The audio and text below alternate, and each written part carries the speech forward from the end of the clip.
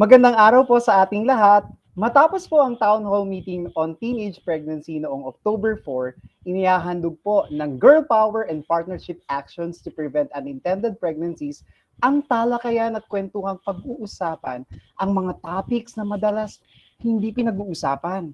Kasi bawal, kasi bastos, kasi immoral daw. Dito, pwede nating pag-usapan yang mga yan. Sa 2 oras sa programang ito, mapapanood po natin ang mga focus group discussion videos mula sa mga kabataan ng Malabon, Navotas, Manila, at Bulacan. Maririnig din po natin ang mga mensahe mula sa ating mga development partners sa mga embahada ng Sweden, Finland, Belgium, at Czech Republic. At ang pinaka-exciting ngayong hapon, ang 3 segments ng talakayan at kwentuhan tungkol sa sex. Mula sa ating mga expert na sina Chansey Mike, Doc Emma, at Miss Ana. Sasamahan din po tayo ng ating mga sign language interpreters na sina Miss Joy Villarreal at Mr. John Lester Dig. Na-excite na ba kayo? Kung excited na, pahingi naman ng heart emojis dyan sa Facebook. Pa-press po. Ayan, nakikita ko.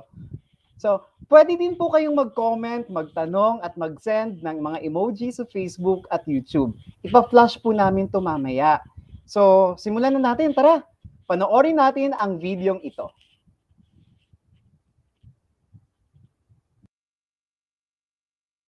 Yung pakikipag-sex po is pakikipagtalik. Kahit magkapareho o magkaiba, kasarian ninyo, pwede na po kayo makipagtalik.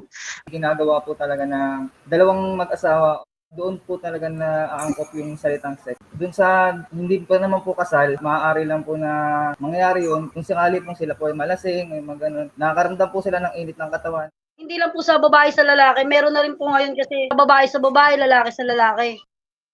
Yung pag-masturbate sa sarili mo, kino-consider ko po siya as sex kasi kung satisfied ka naman po or kung nalabasan ka, sa isip ko lang po, sex na rin po yun. As long as na nasasarapan ka sa ginagawa mo, I mean, nalabasan ka, matatawag po siyang sex. Maganda yung ikaw lang mag-isa, lalo pag babae. Sa lalaki po siguro pwede kasi nalabasan sila kahit sila lang eh. Sa babae po hindi. Pangat tignan kung babae ka tapos ikaw lang po yung magkaganon po.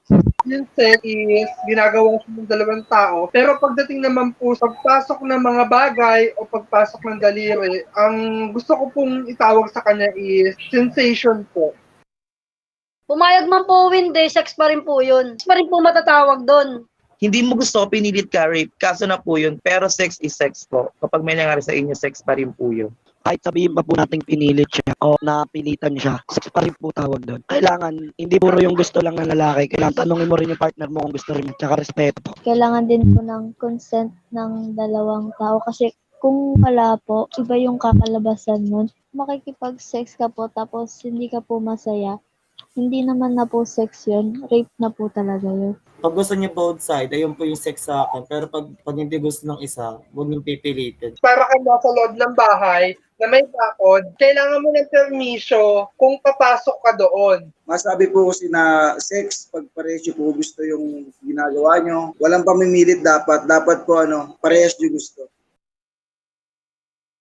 Marami na pong kabataan na ngayon na nakikipagtalik na po dahil po yung iba gusto po at yung iba po nakakabuo na po ng bata. Yung una po is sexual desire. Kapag nakaramdaman po nun, syempre gusto mo po i-explore. Ayan po yung edad. Na-explore po namin yung lahat ng mga sexual activities.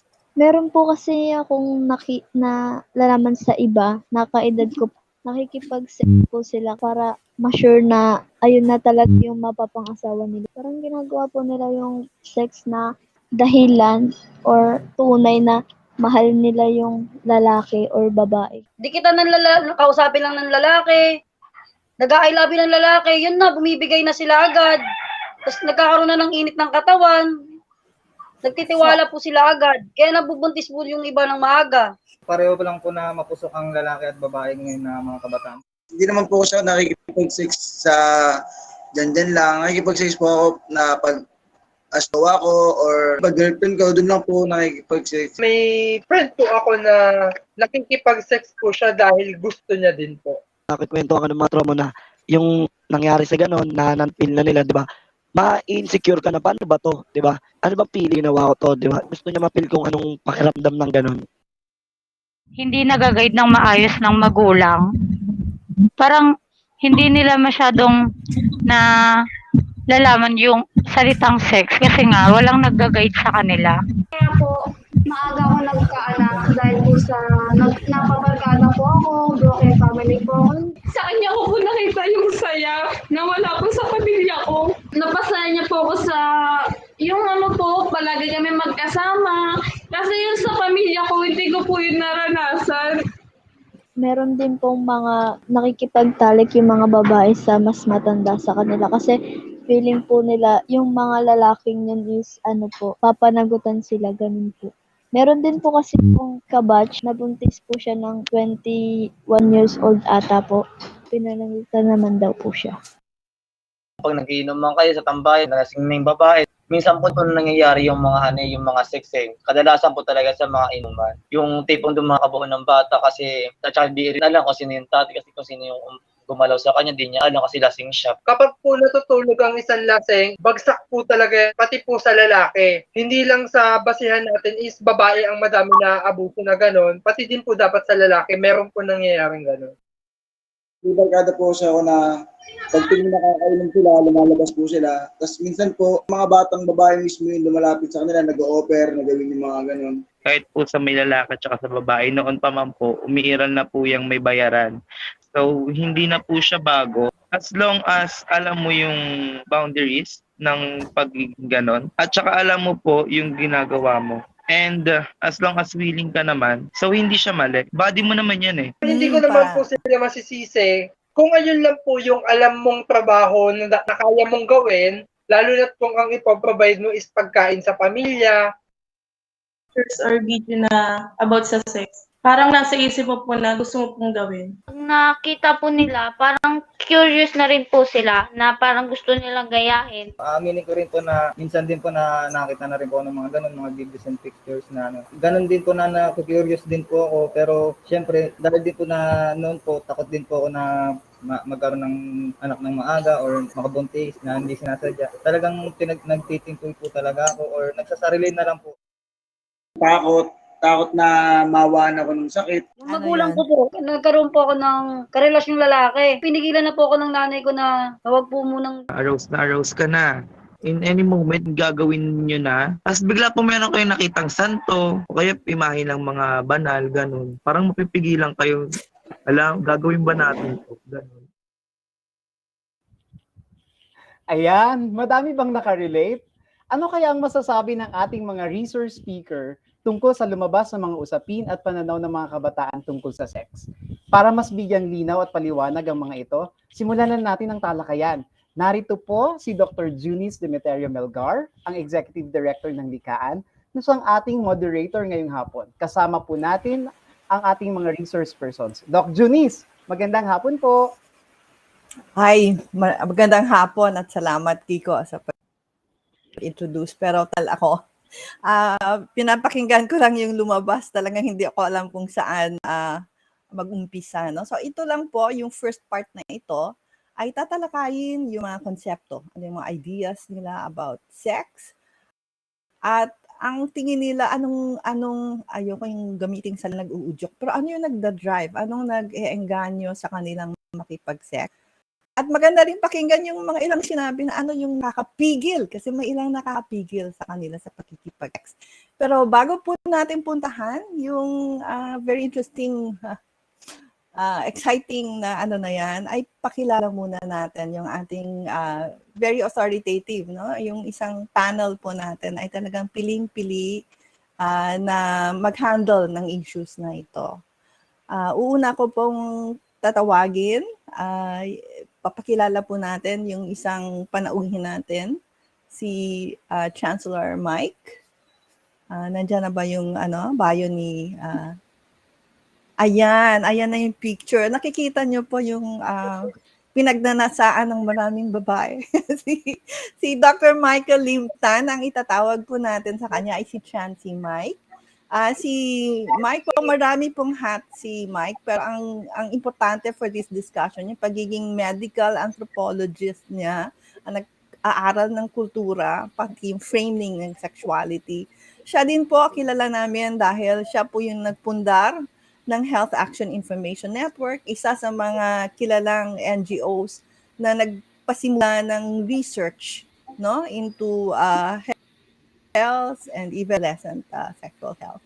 Siya po ay matindi yung academic credentials niya pa. Ayoko ang isa yung buong academic credentials. Siya naging professor ng anthropology, naging dekano ng UP College of Social Sciences and Philosophy, and then naging chancellor ng UP Diliman, katatapos lang niya.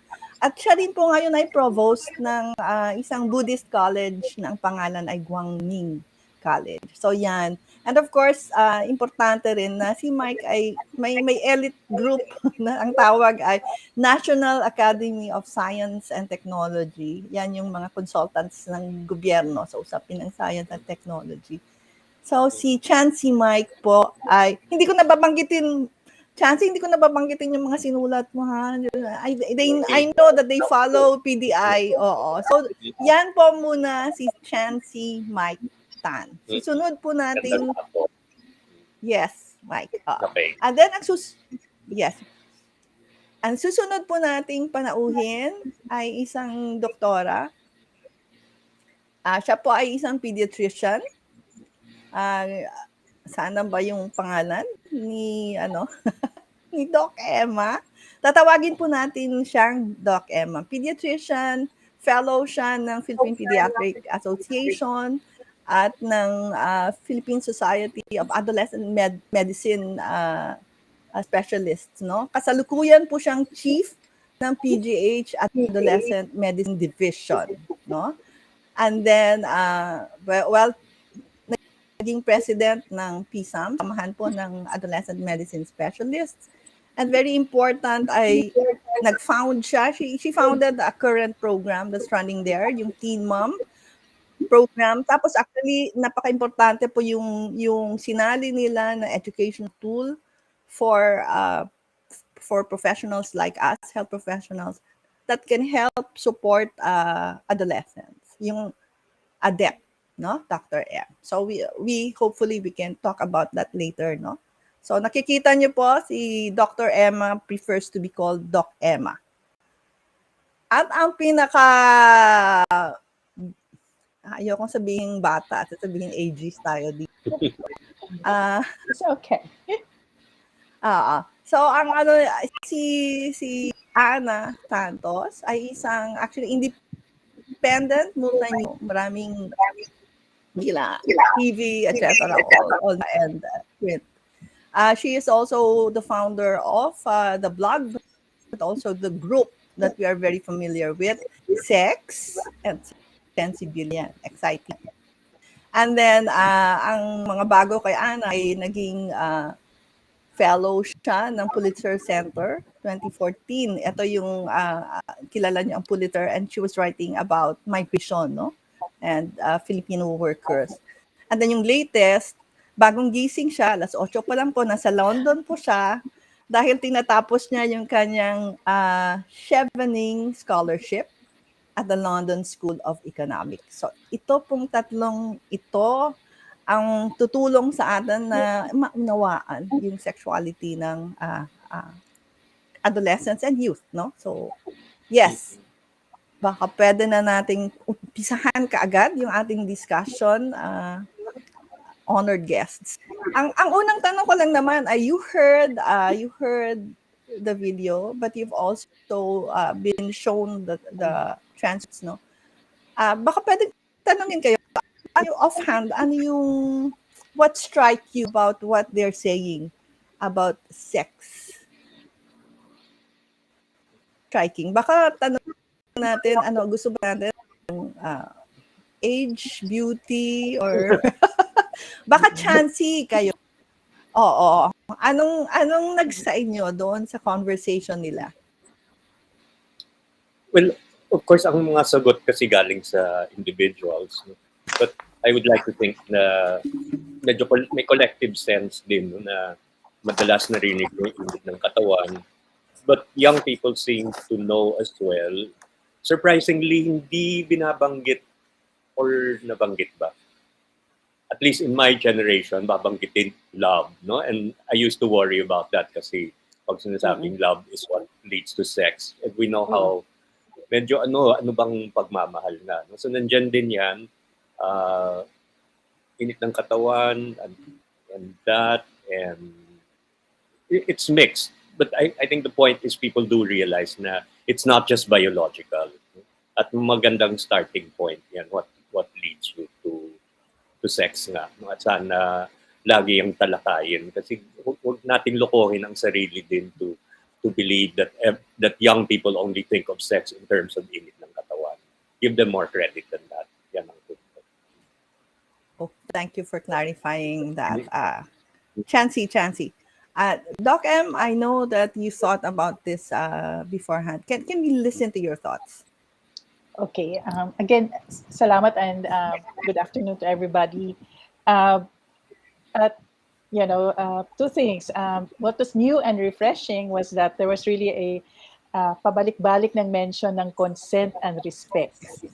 And also, nag-emerge yung sex na hindi palaging heterosexual sex. So, this emerged na. And I think almost the same generation kami ni Chansey. That was never mentioned. That was taboo. So that's refreshing, consent and respect, no? And that was really emphasized. However, there were very old and familiar na mga themes, no? So, for instance, yung mga terms that nag-refer siya ng orgasm, no? So, orgasm is para siyang male-centric masyado kasi nilalabasan. Definitely, kung yung lalaki is has an orgasm, as Chansey said, pumuputok. So, merong ejaculation, no? Ng release ng semen at saka sperms. With women kasi, there's no such thing, no? Walang lalabas, although there's lubrication. But it's a different thing for women. And then I found out na there's really no specific term for orgasm sa women. So it's still very male-centric, no?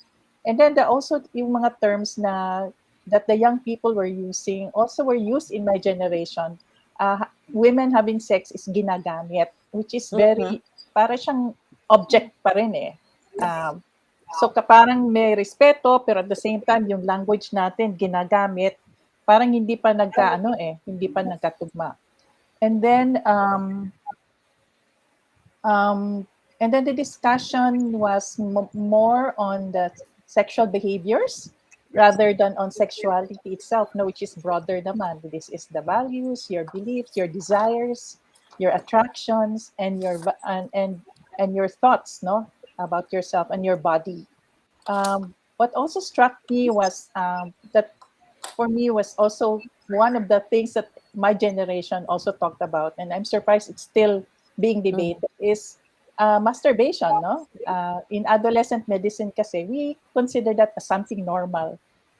It is exploratory behavior, especially when you're young, adolescent, and then, you're just developing your secondary sex characteristics, you're developing boobs, meron kang lumalaki yung ari mo, meron kang nocturnal emission, no? May lumalabas, no? Mga wet dreams. So that's the time to explore your body. And it is normal behavior, just as if you don't masturbate, that's still considered normal. And it is normal behavior for both men and women, no? And I would really, knowing your body, know how it feels, what makes you feel good, no? If you touch yourself and you stimulate the clitoris, it gives you really sensations that are akin to having an orgasm. So you then know exactly what gives you pleasure, and you can guide your partner. The same thing is that knowing how it feels down there, how it looks, will alert you to any changes that may need evaluation. And the same thing, if you don't touch your breasts, you will never know how a normal breast will feel. And so you will not get alarmed kung merong bukol or may lumalabas, no? Iba yung feel ng breast mo. Unless you touch yourself and get to know yourself. And don't feel dirty or don't feel guilty about knowing your body, no? As Dr. Junice said, we run a teen pregnancy program. We've had adolescents who don't even know that yung nilabasan ng ihi at saka yung nilabasan ng baby are two different two different parts of the anatomy. So that's why they said na bakit nabuntis ako, doktora, umihi naman ako kaagad pagkatapos ng nakipag-sex. So yun, there were something that may bago, may refreshing na addition, pero marami ding old and familiar that I wish ma-corrected or at least maliwanagan yung mga young people ngayon. So yan lang muna, Junice. Thank you. Thank you, Doc M. I'm sure marami kang na-trigger ka, Ana, sa maraming sagot doon. I could see you acting. Clitoris Pwede nga lang po pa akong lang, tumalak alam pa. ni Mike yan, how important that is. Yes, go.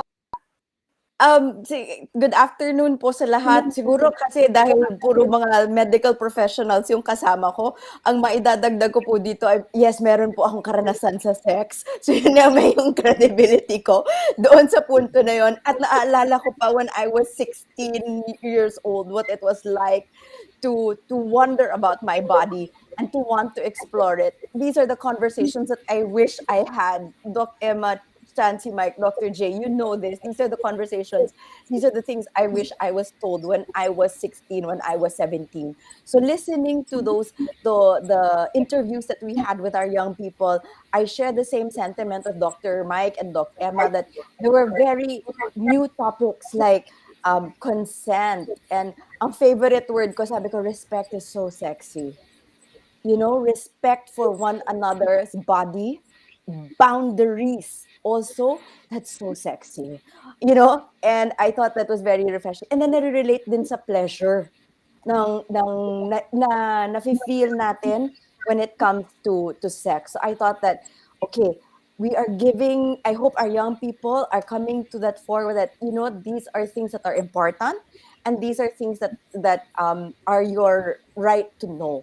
Pero meron din ng very old views din, parang conflicting. Sabi ko, parang meron pa ring boundary of men, what sex is for men and what sex is for women. Same with masturbation. Parang I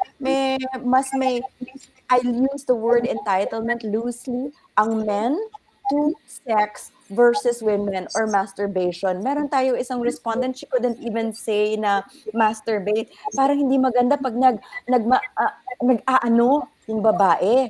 Sabi niya, hindi niya masabi na, you know, women masturbate. Yung parang hindi niya ma-connect yung two concepts, masturbation and women doing it. So to me, that kind of still communicated that sex is not something that women can actively be part of and take control of and have a say in, but it's more of something that's done to them. Adding to what Dr. Emma was saying na ang term pa rin natin kadalas ay ginagamit. So parang nandiyan na, meron na tayong little seeds, so where we can come together and talk about sex from a holistic point of view of what it means for men and women. And in terms of pleasure, in terms of sexuality, in terms of body knowledge. Pero ang pinakasabi ko, nasaan yung mga talk about condoms? Nasaan yung mga talk about birth control? Yun pa rin yung miss ko. Naghihintay ako all throughout. Is anybody going to talk about condoms? Is anybody going to talk about pills or any kind of birth control related to sex?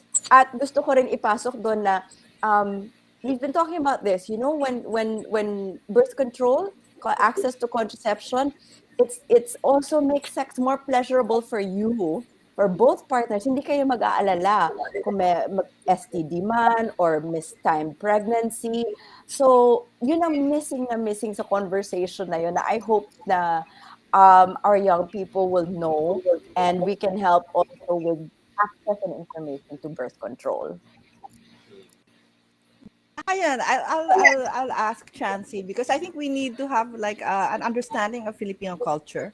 Kasi medyo very, very, very obvious na iba ang lalaki. Iba yung concept ng sex ng lalaki, iba yung babae. May mga concepts later on na kung anong proper sex. Chansey, can you explain exactly? May mga contradictory, no? May mga pero sinasabi sex din kahit pinipilit, di ba? Can you explain, totoo yun, since I think 1990s we've had some form of sex ed. I had that when I was high school. How come ganito pa din ang understanding? Unang-una, kung balikan natin kanina yung sa mga terms na, I think we should agree na baka pwedeng promote na yung English nga siya, pero sex is so much more encompassing. Ano? Kasi once na kung gamitin natin nakikipagtalik, may penetration, the connotations, hindi existing. Ano? So by expanding, by saying sex, and having people understand, nakasama dito ang masturbation, nag-iisa ka ba with someone else, kasama din heterosexual. Like you will never hear of two gay men. I'm being careful here. Would two gay men nakikipagtalik ba ang dalawang lalaki? Parang hindi. Nakikipagtalik is still very heterosexual. Diba? Heterosexual. Pero sex pwedeng lahat nga. Ang punto lang, we have an anchor point, no? A launching pad na sex. Yeah. Maraming posibilidad. No? And something I noticed na nga sa mga interviews din at saka sa no? Parang besides family planning and it was yung discussion, I keep wondering if young people are reluctant also to admit, I'm sure alam nila na the 1,001 different positions, 1,001 different configurations of sex, nandiyan yan, ano? And by saying na itong lahat ay sex, pwede tayong mag-ano dito, we would go to the next step and saying, all these are possibilities. Malaki din ang posibilidad at dapat sana lahat yan ay pleasurable. Meaning, I'm getting to the point kasi na bakit despite sex education, hindi pa umuunlad. Because sex education is so antiseptic. No?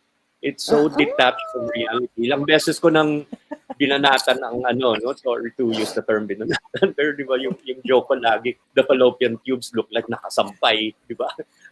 The ovaries, there's no one person there. No? The testicles everything is disjointed from people. Na parang walang may-ari ang mga ari. No? And so nice. people, they don't understand, the pictures do not connect to their lives, right? And so we could bring that in and be more sex positive. Kasi napaka-sex negative pa rin tayo eh. I'm glad at least ginagamit na yung term sex na yun. No? But you can see there's a bit of reluctance and then people are not going to use babae, ayaw nilang gamitin yung term na masturbation. And maybe it's time na may glossary tayo, may guide din sa mga teachers, mga nagtuturo ng sex education na iwasan yung term na gamitin. Na kung hindi lang iwasan, let's banish that horrible word. Because I know even obstetricians still sometimes ask their women patients na kailan ka huling ginamit ng mister mo. My God, all the medical schools should say na hindi ka pwedeng magtanong ng ganun sa mga nanay, with women. Sorry when I said nanay lang. And maybe we will move forward because we have moved forward, incidentally. Yes. I like some of the terms that they were using. Pero mo, may gumamit yan ng boundaries, ha? Wow, sabi ko, yes, we are moving. Parang, I would like to think so, since I've been teaching sex also for how many years. I would like to think na we've been making a difference. But I know we do have a lot of obstacles, no? Because the media participates too. Anna, you know that, right? I mean, we have so many progressive people like Anna, but we also have so many others who continue to propagate a lot of negative views. No? And later on, we're going to be talking now about the imagery around premarital sex, about teenage pregnancies, and all this. No? So let's work for a sex positive sex education. Mhm. Ayan. Okay. So actually yun yung first part na yung concept nga medyo mix na may mga positive but hindi pa fully, and I think we need to really give a more broader ano ba yun? Construct of sex. Kasi kahit sa discussion nila pagka celibate ka mga pare at madre, sa tingin nila walang parang suppressed, walang sexual walang sexual life. Kasi parang because this is parang heterosexual sex very centered, no? So I think the first point is may-ari ang mga may-ari. So kailangan nating ariin yung ating mga ari. Pupunta na po tayo dun sa yung isang natin ay yung drivers, no? They were talking a lot about what prompted them to engage in sex.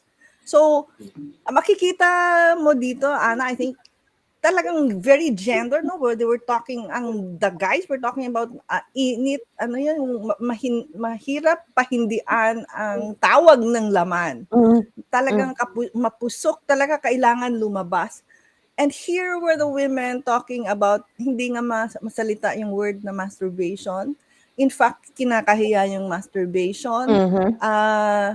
Magse-sex lang para ipakita doon sa to gain security na siya yung aasawahin nung partner niya, or to show, to demonstrate love, no? So napaka parang hindi lang asymmetric, like alam mo may power imbalance, no?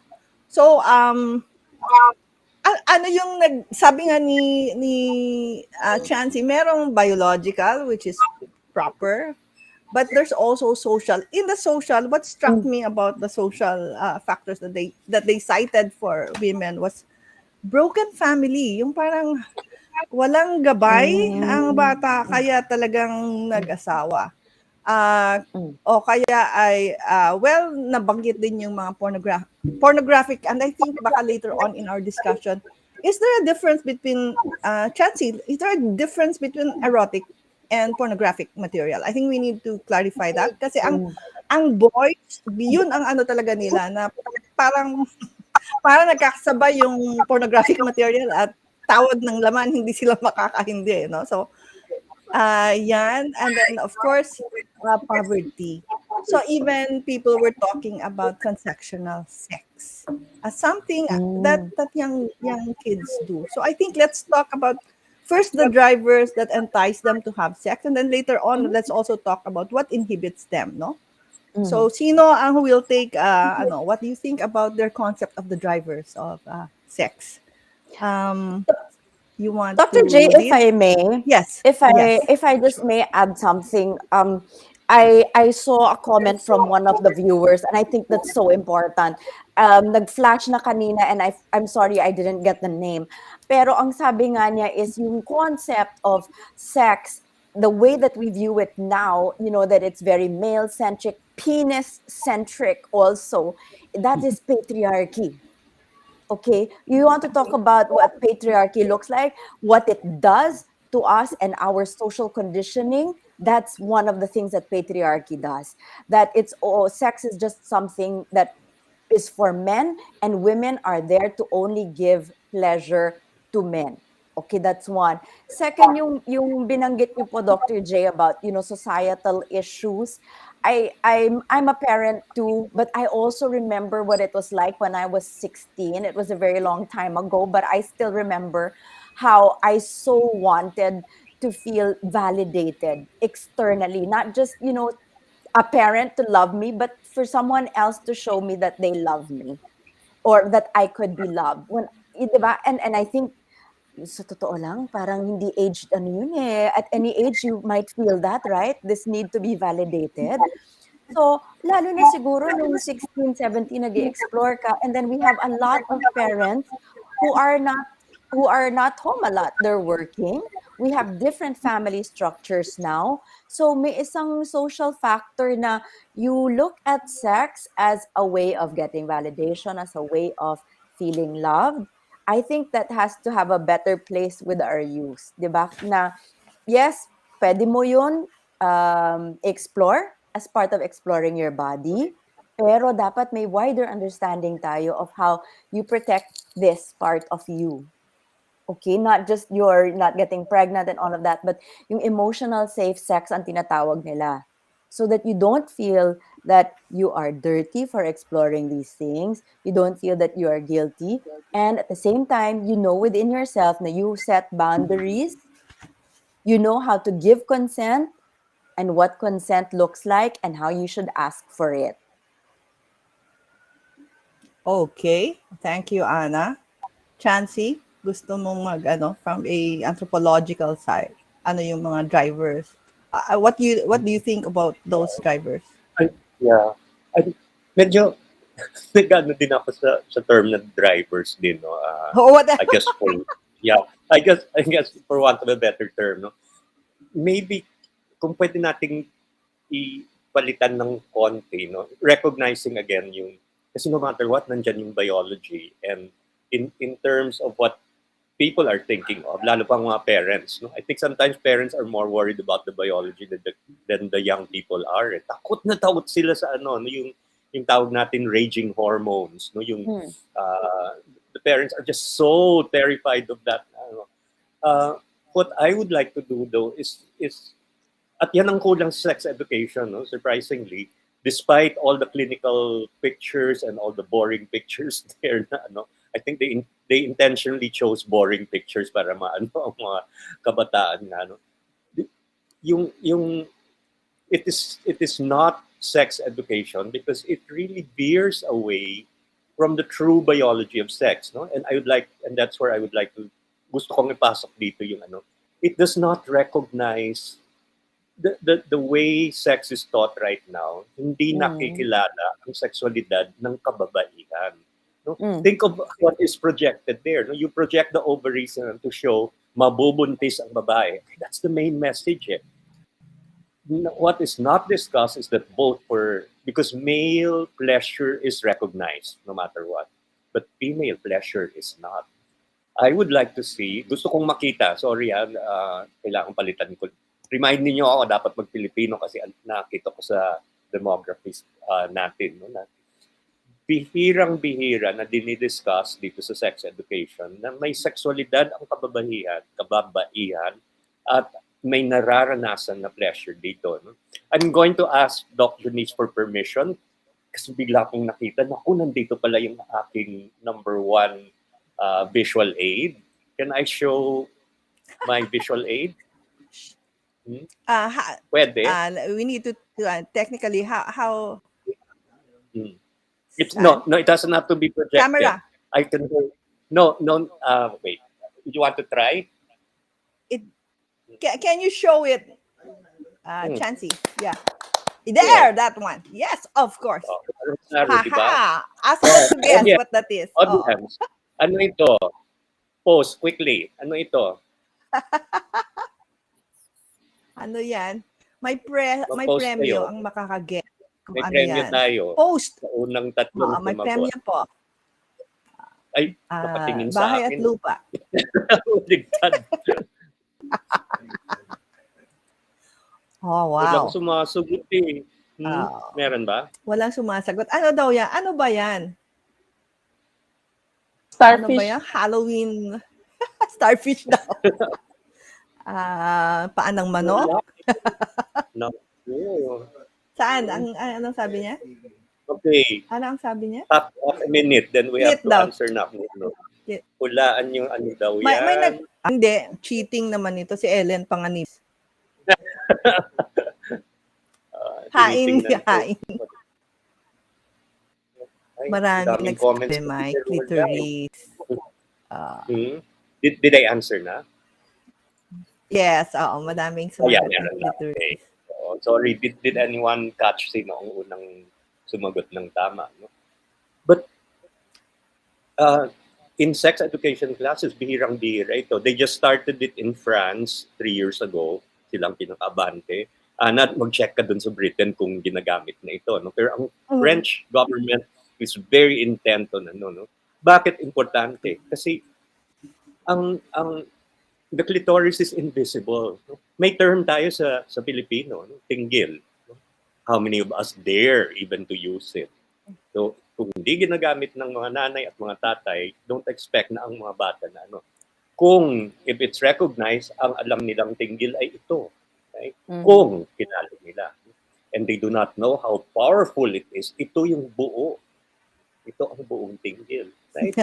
So, dapat ang project natin, gumawa tayo ng 1 million of these. We will ask the Swedish government to sponsor the production of these and send this to all the schools. No? And this will revolutionize sex education. Mga lalaki natin, maging inferiority complex, talo ang penis dito. Ang pototoy, walang-wala compared dito. Okay? And that will also make them understand women will be perfectly happy without the men if you're going to talk about anatomy alone. Hindi kailangan ang lalaki. Hindi kailangan. Naku, super ano ito. And that is where we can bring in. Kaya, napaka-importante ang sexualidad. Oo nga, pwedeng sarili lang, mag-isa ka na ano, enjoy ka. Pero mas maganda pa rin minsan kung may partner ka, right? And then, that's where men will have to understand that pleasure is not just there. Hindi pototoy lang nila, hindi lang tinggil. It is a matter of bodies coming together, people who enjoy each other. Naku. Ayan. Thank you for the anatomic education, Doc Mike, and the very revolutionary message it sends to girls. They don't need to get pregnant, actually. That's satisfying. Can I just say I love the word tinggil? I mean, Tagalog is such an evocative language, di ba? Yung pag narinig ko yung tinggil, parang nakikiliti kahit ako, di ba? Or masyado na malamig dito sa London ngayon. Pero di ba, parang ang saya ng word na yun na i-own natin ang mga tinggil natin, pati yung salitang tinggil, i-own natin. At yung ang saya-saya na merong pinag-uusapan yung pleasure. Kasi hindi ba kaya nga tayo nagse-sex at any age? Kaya tayo nagse-sex kasi masarap siya. Oo. So, let's go back to that as our main reason kung bakit tayo nagse-sex. And then, ang dami pang pwedeng i-explore na issues of empowerment and educating each other. Dun pa lang sa pag-starting point na dahil nag-engage tayo sa sex, dahil human tayo, may sexualidad tayo, at masarap siya. Yes. People forget ng endorphin.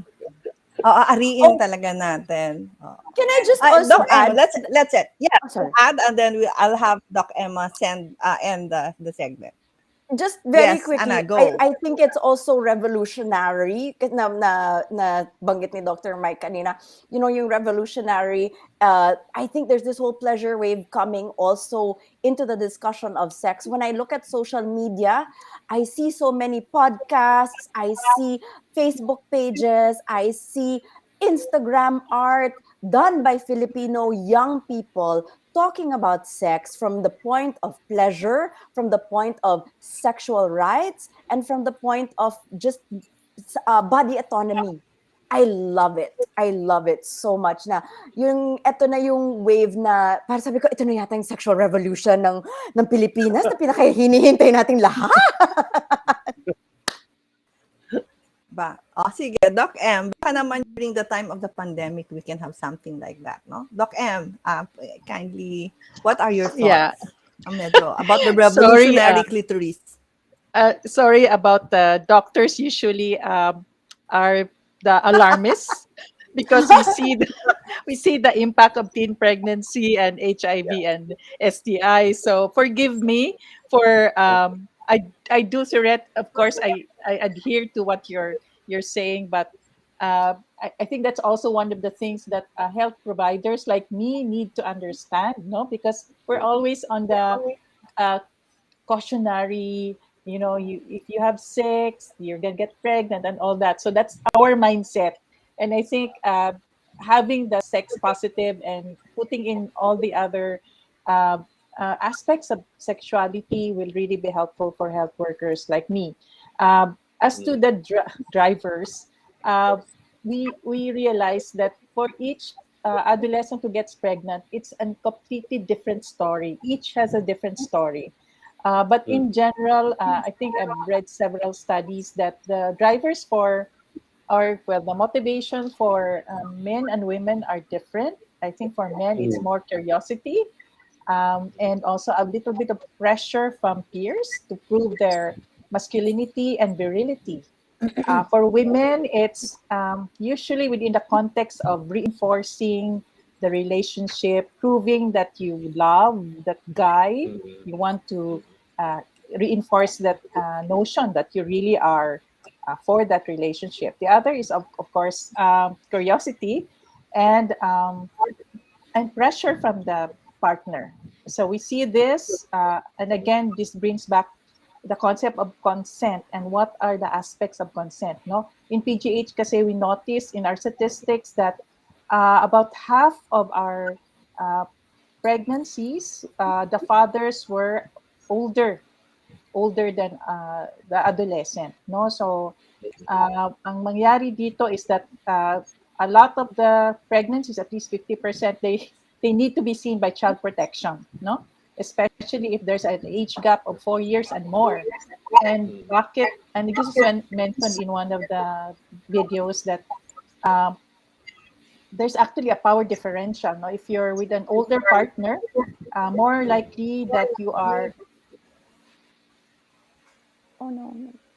Nawala si Doc M. Doc M, are you there? What happened? Yeah, she's still See her here. there. Yeah. Doc M, can you finish your thought? Nawala kayo. Doc About the M, age Doc M, gap. can you hear us? The age gap that when I think especially the woman is younger. Doc M, you were talking about if there's an age gap between the man and the woman, what happens? Nagpo-free si Doc Emma, but we can get back to her. We can get back to her. Importante yon kasi actually Dr. Emma was balancing kasi totoo talaga yun na one thing that we need to popularize is women's sexuality, but also positive sexuality, but I think you have to balance with the impact also on sexually transmitted infection, etc. So we hold everything. We'll just take a break po. We'll ask our resource persons to relax a bit while we go to the next would be ito yung parang intermission natin. And the first of the two intermission numbers would be video messages from the Embassy of Sweden and the Embassy of the Czech Republic. So we will listen to the video message of Ambassador Annika Stenborg of Sweden and Ambassador Jana Sedeva of the Czech Republic. So please roll the videos, please.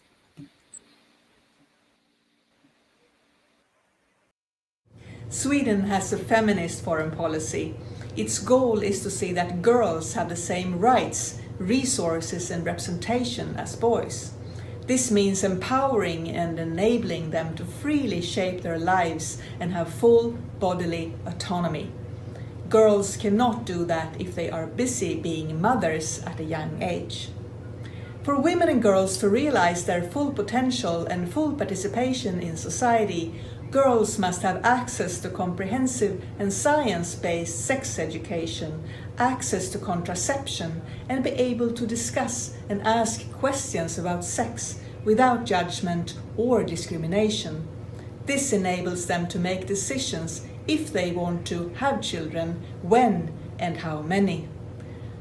Providing sexual and reproductive health and rights to young people promotes safer sex, reduces unwanted pregnancies, and lowers school dropout rates. This enables them to participate in civil society, economic growth, and sustainable development. Sexual and reproductive health is a vital component of women empowerment. By guiding women and girls to have informed decisions, we are giving them the power to their future. I am Yana Shejiva, Ambassador of the Czech Republic, and I support sexual and reproductive health rights. Ako, salamat. The latter video was not so good, but we heard from Ambassador Annika Thunborg of Sweden and then Ambassador Yana Sediva of the Czech Republic. Ang susunod po na break natin ay nag-string along kami ng mga memes on, this one is on gender, sexuality, and equality na produced po ng aming mga community IEC people. Ana, you would be proud of these messages. Roll, please.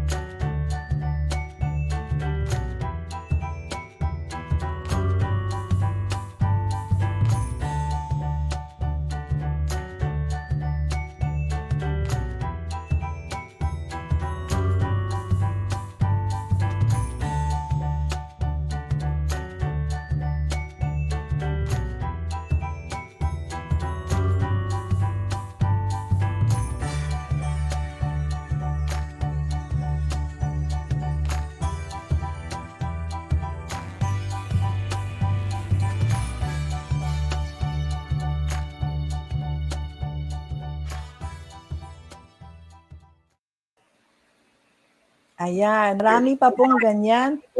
Punta lang po kayo sa teeninfo.com ba yun? Sa Likaan Facebook page. Hindi ko alam yung exact site. Pero marami pa yan. Marami pang interesting na video, na memes on, and we will show some of them later. Pero ngayon po ay pupunta na tayo sa ikalawang part 2 ng ating discussion, at ang trigger nito ay yung part 2 din ng FGD, kung saan sinasagot po nung kabataan yung tatlong tanong. Ano yung nila ng pagkakaroon ng sex? Paano nila matutuluan ang kabataan? At paano matutulungan ng lahat yung sexually active na kabataan? Okay? So, baka tingnan natin yung video para maka-respond ang ating resource persons.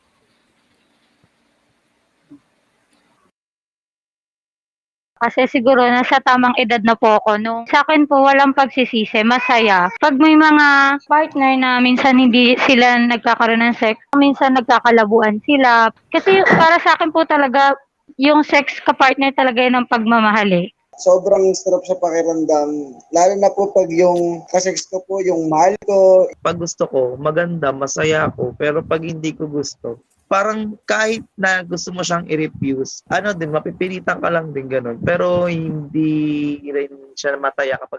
Maaga po sila nabubuntis.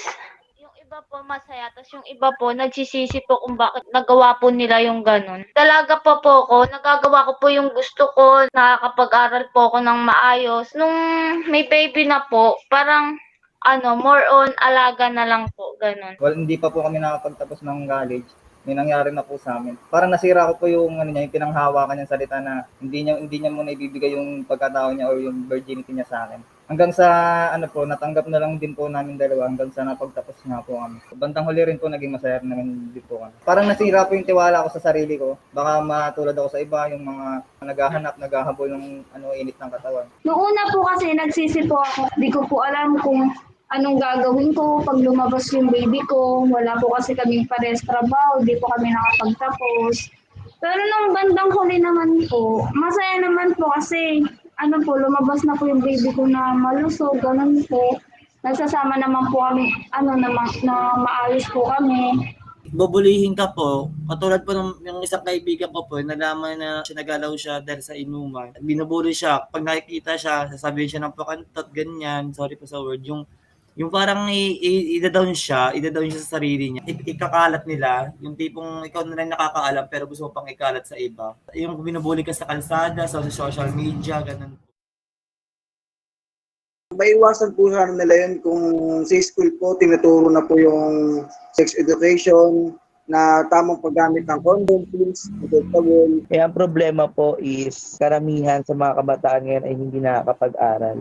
Hindi afford. Para sa akin, hindi pa rin sapat yung sinasabing kung naturo sa paaralan. Kung sa bahay pa lang po, ang mga magulang po talaga ang responsable sa mga bagay na yan. Kadamihan sa mga magulang hindi din mulat sa pinseksualidad at hindi din po sa patangkaalaman. Kasi para sa akin talaga magulang talaga yung dapat talagang gagabay sa mga kabataan sa mga anak nila. I-explain po ng magulang sa bata na eto anak, mali ito, hindi mo pa dapat to pasukin, gantong bagay. Pag ginawa sa ito ng isang tao, mali ito. Hindi lang dapat po magulang yung magtuturo sa iyo. Pati dapat po ikaw marunong ka dumisiplina sa sarili mo. Alamin mo yung tama at mali po. Kailangan po may alam po yung magulang. Kung kulang naman po sa kaalaman yung ng magulang po, kailangan po maging advance yung utak ng bata po. Leader po or community leader, dapat po meron po tayo na ibibigay information po sa mga tao, lalo na sa kabataan, tungkol sa usapin ng sexualidad. Dahil mahirap po na kung ikaw po, iintindihin mo lang po na kung ano po yung tama at mali, maliligaw ka po lalo kasi po wala kang guide na nakasupport sa'yo para gawin yung tama.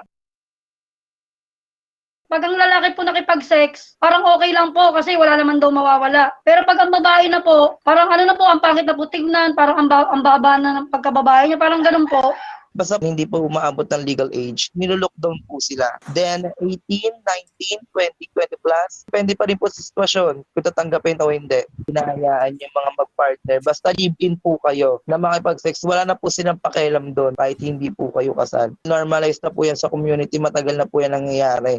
Nagbabago po yung community sa pagkakaintindi nila. Kasi naman po sa ibang lugar po or sa ibang bansa, huwag na nakipag-sex ka, it's fine. Lalo na kung safe yung ginawa mo. Meron po mga possibility na yung sinasabi ninyo na pinapalayas. Palalaki o mapababae, mambasa strict ang family mo. Ganun at ganun pa rin mangyayari.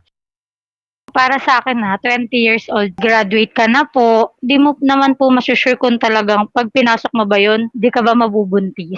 20 po, 20 above po. Yung may stable ka ng trabaho, may ipon ka ng pera. Ibig sabihin, ang paghahanda nyo sa sex ay parang paghahanda nyo sa pag-aasawa na din, isa lang? Parang ganun na rin po, para po sa akin. Sarap po talaga yung sex. Okay lang maranasan, pero sana maayos na pag-aral o pagbigay ng impormasyon at serbisyo. Hindi po minamadali yung kikipag-sex. Pwede naman po makipag-sex pero dapat po mag-ingat pa rin po. Para naman po sa mga mangmamata, mga hindi tumatanggap, ang dapat po namin ipaliwanag sa kanila. Hindi naman po lingid sa kanila na naranasan din po nila yung mga ganung bagay. Natawagin po sila ng laman nila, yung curiosity nila. Na pare-pareho po sila ng pinagdaanan, kinaibahan lang. Iba sila ng panahon. Ayan, baka mag-umpisa lang muna tayo kasi yung pakikipag-sex, bagaman sinabi talaga natin na, at sinabi rin nila na kung consensual siya, kung ligtas siya, masaya talaga. In fact, masarap, no? Pati babae nagsabi doon, pagka may conditions na gano'n. And yet, so makikita mo yan sa all of them, especially the boys really are happy, no? Pero yung regrets, yun yung baka kailangan din natin, kasi maraming young women who got pregnant, parang talagang punished sila and they end up blaming themselves. They blame up na parang shamed sila dahil doon. And I think they carry that weight. And even those who do not get pregnant, ang sabi nga ay tinatawag silang di ba? Yung may stigma talaga, baka yun yung continuation natin nung gender doon sa construction, pag babae talaga hindi siya acceptable. And they carry the feeling that the guilt of this in their lives. So anong tingin mo, Anne? as our feminist advocate there, how do we I really counter think this? that this is another manifestation of patriarchy, Dr. Janice. I'm going to pick out the things that I wrote about this segment that really struck me. One was the equation of virginity, or the equivalent of virginity to your pagkatao. Uy, paano naman yung aking winning personality? Di ba? Yung hindi lang po hymen or virginity ang kabuuan ng isang pagkatao ng babae. So, yun pa lang. And then, yung nagsabi, yung in that context, no, yung hindi man lang sa sex between two people who are unmarried, no? Yung sabi niya, yung parang committed, within a committed relationship, binigay niya yung pagkatao niya, binigay niya yung virginity niya. Sa salitang Ingles, lost my virginity. Wala pong nawala. Ano po yung nawala? Bakit nawala ba, nabawasan ba yung pagkatao natin? So yung unang-unang pagka-framework natin ng virginity being the equivalent of a woman's identity and worth. Okay, tanggalin natin yun. Second was the concept also of sex. Yung tanong niyo nga po dun sa FGD, Dr. Jenny. So paghahanda sa sex, parang paghahanda na rin sa pagkasal. And may sumagot na yes. So parang ang framework pa rin natin is premarital sex. Alam mo, parang very hindi na pang 2021 yung salitang premarital sex. Kasi unang-una, not many people want to get married anymore. Yung the trend is people don't want to get married. In some countries, including ours, not everybody can get married even if they want to. Third is people are delaying getting married, to a longer period in time. So magde-delay ako mag-sex? Hindi na, kailangan tanggalin na rin natin yung yung framework na sex only is legitimized within marriage. Dahil those three things that I mentioned, no, na people are delaying marriage, people are choosing not to have children, and the fact that we are also talking about different kinds of sexuality in these conversations. Not everyone can get married even if they want to. Same-sex unions are still not allowed in our country. And then my third point, if I may still, was yung tanong niyo po, Dr. Janice, about how come the girls who are teenage mothers have this feeling of regret. Itatie-in ko pa rin doon because of how we view virginity and because of how we view sex as only being legitimized within the confines of marriage. So sabi ko nga, baka hindi ko po alam, yun lang po yung naisip ko nung pinapanood ko yung mga interview sa mga kababaihan natin na teenage mothers. Baka hindi nila nire-regret baka mas regret nila na nabuntis sila dahil doon sa nag-sex sila, tapos nagiging physical evidence yon na ay nag-sex ako. Diba? Yung dahil pregnant ka, baka yun yung mas mabigat kasi parang kang may scarlet letter di ba, kung nahawak. So, yun yung naisip ko about the regret, where that may be coming from. There may be other factors related to kung paano yung context, kung paano siya nakipag-sex, no? Yung mga consensual things.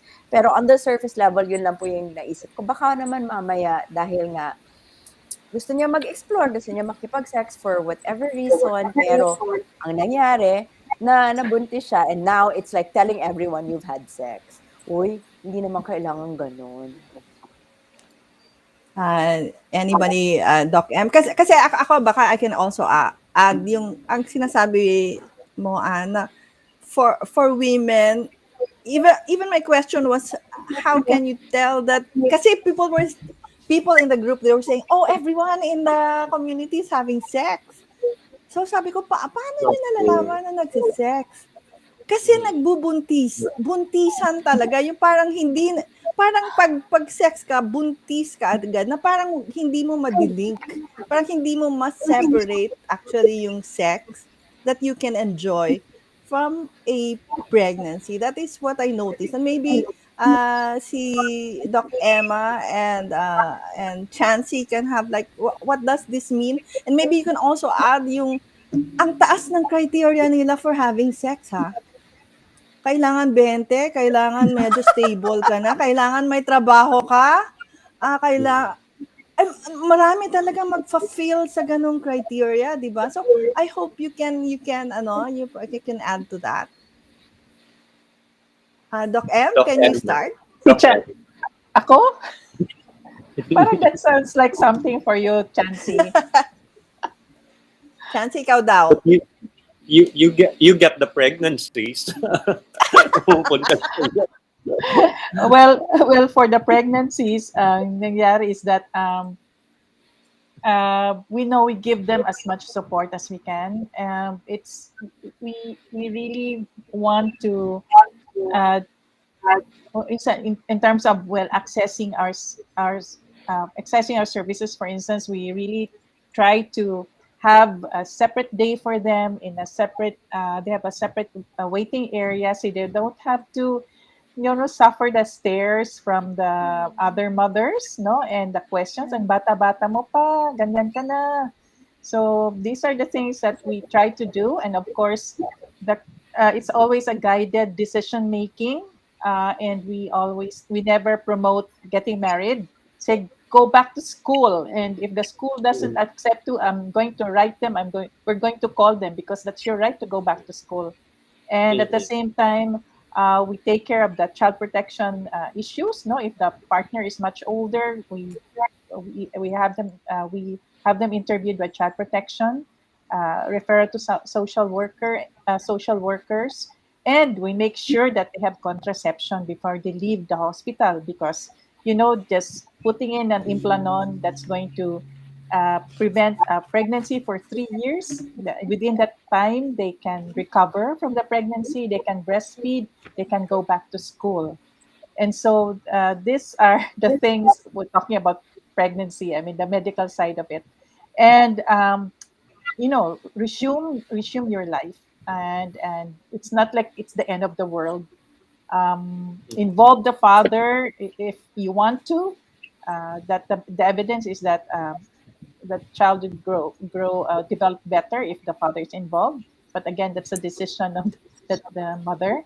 So as much as possible, give them as much support. Unfortunately, for those in the lower income group, it may not be enough, no, because all the conditions just really go against them. The poverty, most of the young persons that we handle in PGH actually were college students. They were studying, and then they got pregnant. It's just because they don't have the information and the services, no, to prevent a pregnancy. So those are the things that, from my medical point of view. So it's chances end now. Nawala tuloy. The Nawala stigma tuloy. and the very high standard for Yeah. kailangan Binanggit talaga mo yung- responsable ka. Hindi lang kasi tumingin tuloy sa email na pinadala ni Dr. Nish, no? Nasa second segment ba tayo? Second segment na tayo, Chance. Oo. Kasi Oo. I'm not sure kung yung high standards that young people. Sige, I'll refer to it but I'll keep it very short kasi parang may mahalaga. And Anna, be prepared. You wanted to handle that, the statistics. So I'm going to give that to you. I think that's important to handle. No? Pero yung all young people, all people actually, young or old, set very high standards for ourselves. Diba? Pero pagdating sa and this is why it is so difficult ang sexualidad. Kahit anong sabihin mo na maghintay ako, kailangan handa ako, things happen. And this is, napakahalaga ang sex education. Kahit sa Amerika, may lumabas din na ang daming mga studies. No? America na yan, no? Very, very conscious of contraception and all. Pero alam mo, kung nagde-date, madalas, ang parehong yung lalaki babae, because the script there, ang script ng lipunan ay, hindi tayo magse-sex. So, hindi sila nagdadala ng condom, hindi sila kasi baka makita ng partner ko, o boyfriend o girlfriend ko, nakakaya naman. And it becomes role play. No? Sa totoo lang, nandiyan na ang tawag lang laman. So when it happens, hindi sila handa. No? For all the talk na maghihintay, it's the story of our lives. Alam natin yan sa mga pamilya natin. Ang daming story na gano'n na they were going to go on to college together, tapos nangyari nga. And why? Kasi ang lipunan Mm. napaka-hypocritical na sana aminin na lang, no? At mas maganda na handa ka. I'm still saving some things to maybe third segment or fourth segment. Sasabihin ko sa iyo, I have 5 children. Lahat sila ay produkto ng lack of sex education. Hindi akin yan. Ako ang nag-ampon. Kasi itong mga obstetricians, hindi si Doc Emma, tumatawag sila, meron na naman dito ang unwanted child. Kaya after the 5th one, sabi ko, maawa naman kayo sa akin. But ako ang sasalo ng lahat na unwanted pregnancies dito. Siyempre, minahal ko naman ang 5. No? But because of that, I keep telling my kids, huwag kayong mag-roleplay dito. Magdala ka ng condom. And I tell my daughters that as well. No? And if your partner says, why do you have a condom? I said, because I have to protect myself from you. Hindi tawag ng laman ko. I have to make sure. Anyway, mamaya balikan natin yan. We can go back to that. Ayan. I wanted to say, may magandang nakapost dito. Oo. Yung sinasabing graphs, balikan lang natin kasi napadala ko sa inyo. Kasi may perception nga yung kabataan nila na everyone in their neighborhood is having sex. I think it's a very common belief, no? But when you look actually at the global statistics, ang Pilipinas, at baka pwede dito Sheila pahiram nung statistics, mga NDHS na statistics ito, count from several countries, no?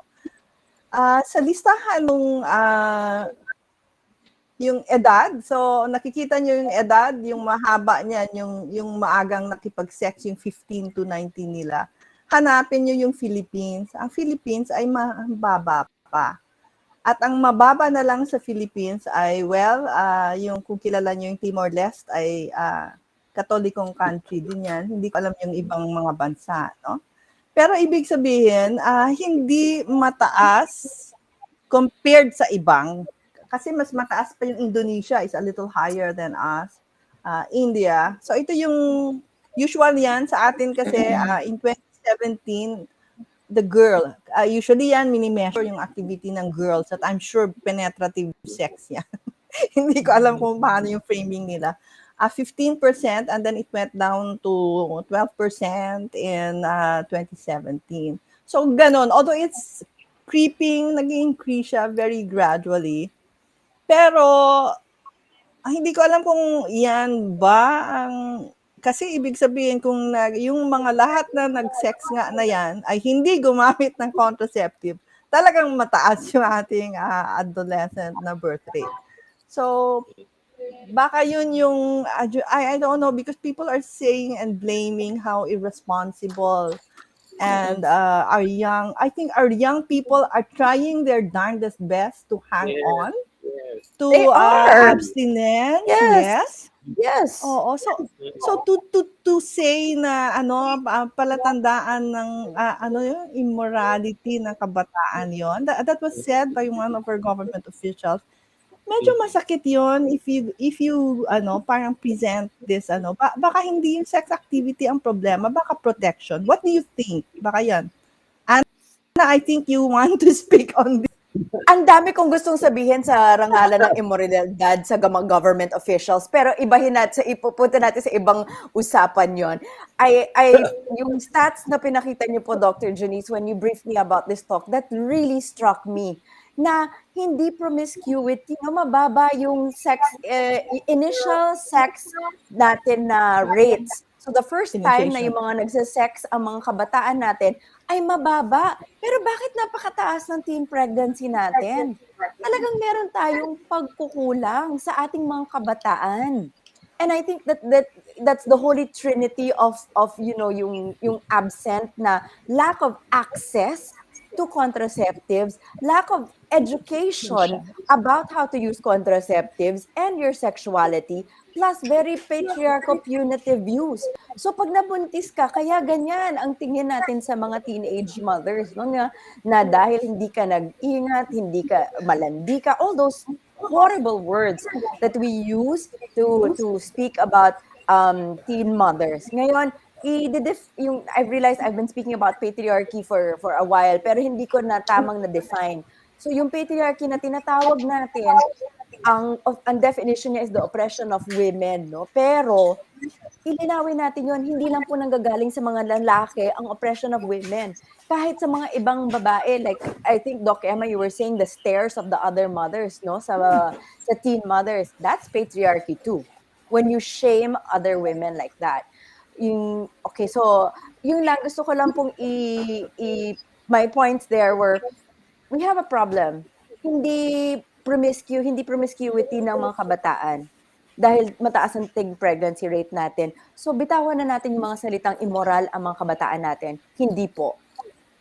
Kailangan nila ng education, kailangan nila ng access to contraceptives, at kailangan nila ng suporta natin para mangyari yon, para maabot nila yung kanilang mga pangarap. Okay, so our time is running out. Parang kulang yung time natin, ano? Pero for this segment, I will end with a question that I asked of you in my email. How do we balance? What messages can balance? Kasi ang sinasabi natin, positive sexuality, the rights to sexual desire and pleasure, no? Na baka Mike, you forgot to mention the endorphins of sex, the well-being that it creates, the happiness, etc. Kaya nagsisex at kaya masaya. Ayun yung parang in terms of mental health and well-being, no, we cannot discount that. So that message that it's something really natural and something that we need. At yung protection, protection from sexual violence, protection from STI and unintended pregnancy, all those. How do you think should we balance? Kasi sa ngayon parang nandun tayo sa protection talaga lahat. Wala tayong masyadong, ito yung pinag-usapan natin na a new construct of sexuality. Can I think Doc Ems, you have like a you prepared your thoughts. Can you start, please? Oh.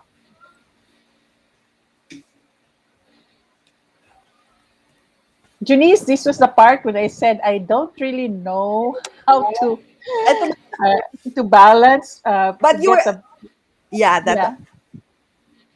it's because okay. of So the way but you were talking about it.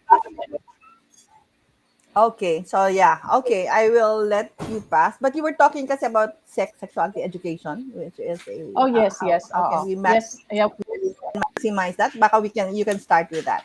Oh yes, and the thing about we have to define comprehensive sexuality education. It's not just sex education, no? Kasi people get scared kung they hear the word sex, so yon lang, the sexual act, the vaginal, penile, penetration and all that. Kung sexuality, broader siya eh. It means respect for yourself, for your partner, for gender acceptance. It's relationships, aside from the biological part, no, the ovaries and the fallopian tubes, no. Again, it should be in the context of relationships, no. And so that is sexuality education. And somebody mentioned na dapat ang parents, no. Ang problema ang parents natin ngayon don't really have the skills and the information. So what has been shown by UNESCO and studies abroad is that it's school-based sexuality education that is effective and scalable. That means magawa siya on a nationwide basis, no? So mas marami ang ma-reach natin. And it can be standardized, no? And I think, Junice, maybe you have to let them know that the standards have been set. And then it's DepEd is, I think, doing a pilot, no, on this. So yon, at the same time, so it's comprehensive sexuality education. And then, but it has to be linked with services. Kasi what will you do with the knowledge if you don't have the services where you can access reproductive health services, condoms, implanon, whatever contraceptives that are appropriate for adolescents? Wala, you can't protect yourself, no? Kahit you know that you can and you know how to, but if you don't have the services. And the services should be delivered in a way that is friendly to adolescents, no? Where the health workers will not be barriers to access. Kasi adolescents are very sensitive to judgmental attitudes, no? And we still see this a lot. Thank you, Dr. Emma. CSE actually is like the middle ground. Kasi, di ba, yung abstinence-only sexuality education that was done in the US under Bush, that really did not work. So, yung abstinence-only, we know, palpak talaga. In Europe, what they use is what they call holistic sexuality, where all sexuality is okay. But it may be because there's divorce there, di ba? Pwedeng mag-trial, live-in, pwedeng if you have a pregnancy that you do not like, you can have an abortion. Baka ganun yung context ng holistic sexuality na from babyhood all the way to adult, hindi lang sa school, no? So parang CSE yung middle ground na meron kang positive sexuality. And of course, but it remains, of course, in practice kung how they will balance yung positive sexuality as a right. And pero kayo paano ba natin gagawin ito? Kasi kailangan natin timbangin talaga, palalakasin natin yung positive sexuality part and the linkage with services. Kakayanin ba ng gobyerno yan? Akin yun yung tanong ng mga bata. Sino? Chancey, kayo? Or you want to go ahead, Anna? Anna, do you want to go? Or go ahead I'm po. fine. Go ahead. Sige. I just want... Sige po. Go to Mark. I thought it would be good for the youngest in the group to finish up with the ikang huling hirit, ano, no? Can I go ahead, Anna? Okay. Yes po, please. By all means. Opo. Ang napansin ko kasi yung maraming based sa mga pinopost, maraming people are speaking as parents, no? So yes. I wanted to link CSE, Comprehensive Sexuality Education, sa mga magulang na interest ninyo dito, no? At ako ay magulang din, so parent to parent, no? Importante yung CSE kasi na ang Comprehensive Sexuality Education hindi lang sa school, no? Kasi maraming pwedeng gawin sa bahay din from a very early age. I think many kasi are unwilling to start the process. I tell you, we have to start very early. We have to have our children understand sila ang may-ari ng kanilang katawan, no? To protect them from sexual abuse, because we know who is doing the sexual abuse. It's not the stranger out there. It is your relatives, your neighbors, people that the kids trust. So at a very early age, kailangan turuan na sila. Akong ginawa ko yan sa pati mga anak kong lalaki. Walang may karapatan na mag-ano sa katawan mo. They cannot touch you, not even your dada. You're old enough to take your own bath. At mag-ano ka, no? Kung may problema, sasabihin ninyo kaagad. Then let's skip to teenagehood, because natuwa ako dito, dalawang si Sarah Jane was saying na hindi mag-open up ang mga bata kasi takot, right? But natatakot sila because we created the atmosphere. Sinabi, huwag kayong mag-sex, bawal yan, bawal mag-boyfriend, bawal mag-girlfriend, Pag sinabing mo bawal, you have closed the doors. Hindi pwedeng pag-usapan sa bahay. Saan sila pupulot ng informasyon? Mga teachers takot din. Saan nga sila pupulot? Sa barkada. And the barkada are not well informed. So, napakaganda kasi yung sequence dito sa posting. Right after Sarah Jane's post na hindi mag-open up ang mga bata, si Sharon Sewell saying, was it Sharon ba? Dalawa kayong nagsabi na takot ang mga bata. Tapos, I want to send Lorena Abad a special gift, no? Si Lorena Abad said, nanonood kami ngayon ng anak kong si Audrey. Palakpakan, di ba? Ilan sa mga magulang, I'm sure, naku, sex ito. Naku, anak, mag-ano ka nga sa labas, maglaro ka. When they are willing, they start the process. Mga tatay, kailangan, alam ko, ayaw ninyo sa porn. Alam mo kung kailangan mong gawin, manood kayo ng anak mong lalaki ng porn. You watch it together. That's the only way to go. And you point out to them, pantasya ang porn. No? Look at the way women are treated. It's not, hindi yung paghubad sa kanila ang problema. It's not the nudity. It's the fantasy that women want to be raped, that women want to be harassed and all that. No? Yan ang kailangan tukuyin. May mga erotic na, sabi ni binanggit ni Janice kanina, there are some erotic which are produced by women for women. Okay? Alam ko medyo yan, baka reluctant kayo. Pero kailangan talakayin, you cannot let your children, huwag mong hayaan na ang bata mismo, ang bata na ang hahanap ng porn kasi kung ano-anong mapupulot dyan. I tell you, some of the porn, liberal na liberal ako, but some of the porn is totally unacceptable. No? Horrible, yung big controversy ngayon, rapes being filmed and all of that. No? So take it up with them. Isang napaka-practical na advice. Sabihin, kung bukas kayo sa mga anak ninyo, sabihin ninyo na, anak, kung magkakaroon kayo ng boyfriend o girlfriend, dito sila sa bahay, sana makilala ko sila. Invite them home. Pag binawal mo, sa labas silang magkikita. You will never know what is going on. Have them come to your home, get to know who the kids are. And that is the only way to go. Kung bukas kayo, ang mga anak mo ang lalapit kayo, sila mismo ang lalapit na, Nay, ginagawa ni, gusto niya I don't think they'll ever tell you na gusto nyo mag-sex, pero kung ano mga problema nga dito, they will be the first ones to tell you. No? I'm very proud na ang mga anak ko ay pati yung anak kong lalaki na, Dada, gusto mo maging lolo ka na sabi ko, walang niya ka. Ibibitain kita dito. But the fact that he can joke with me about it means he is comfortable. Kailangan maging komportable tayo. Kung hindi tayo komportable kasi tayo ang natatakot din na baka hindi natin kaya. Pero kailangan kayanin natin. Let's be brave. Lalo pang mga tatay, paulit-ulit ito mga tatay, handle your sons. Handle your sons. No? Alam ninyo kung ano ang buhay ng lalaki. Kung hindi mo turuan ng mga lalaki ninyo na maging magalang sa babae, they will not. It's better to hear it from their own father. Right? Especially the father, palikero. Yan din. Yan.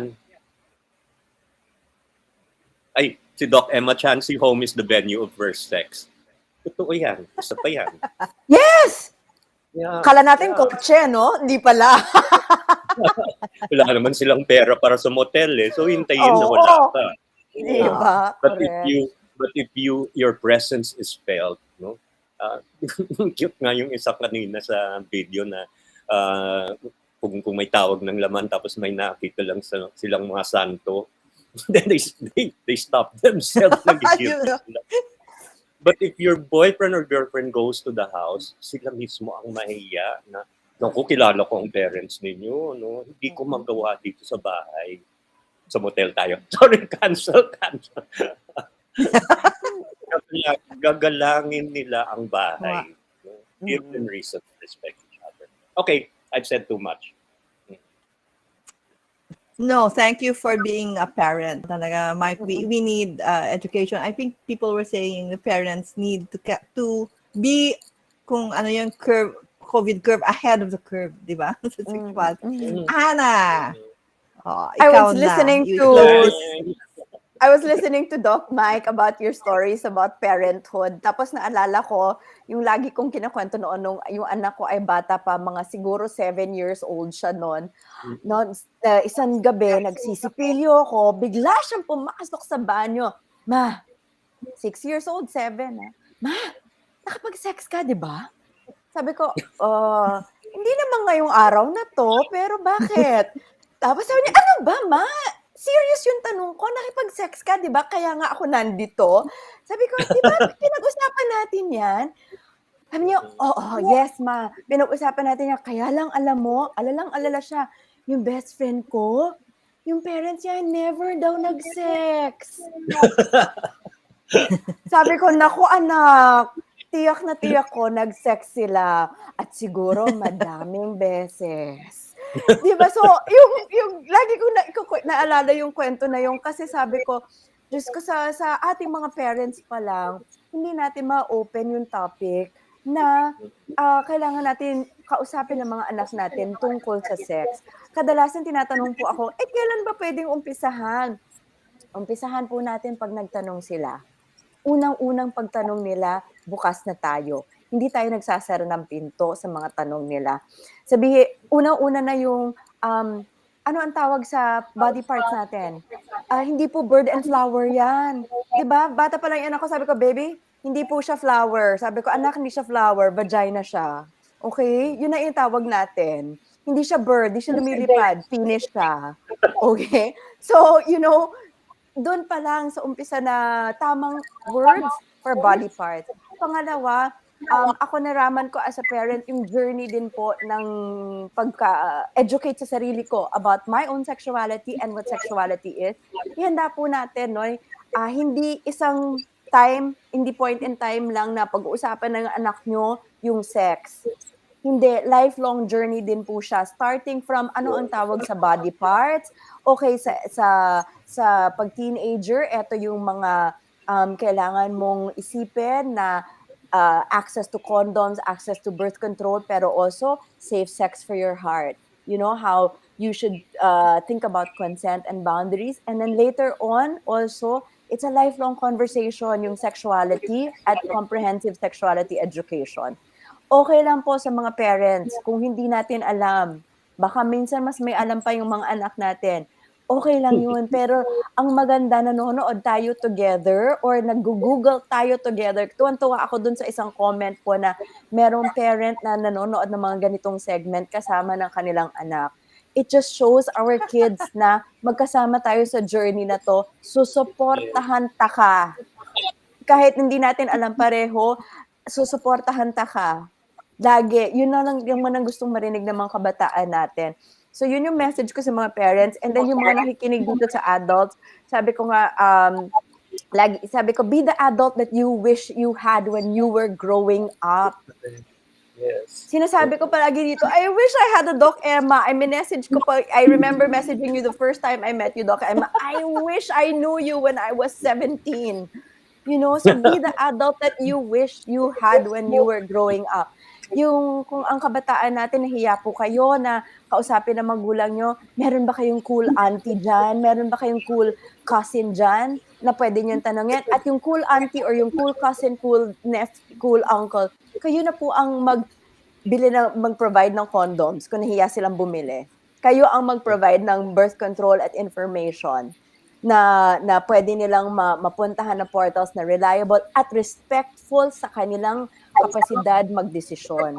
I think I'd like to add that point for the parents. Let's give our kids that credit. Now, when we give them information, this is not encouraging them to have sex.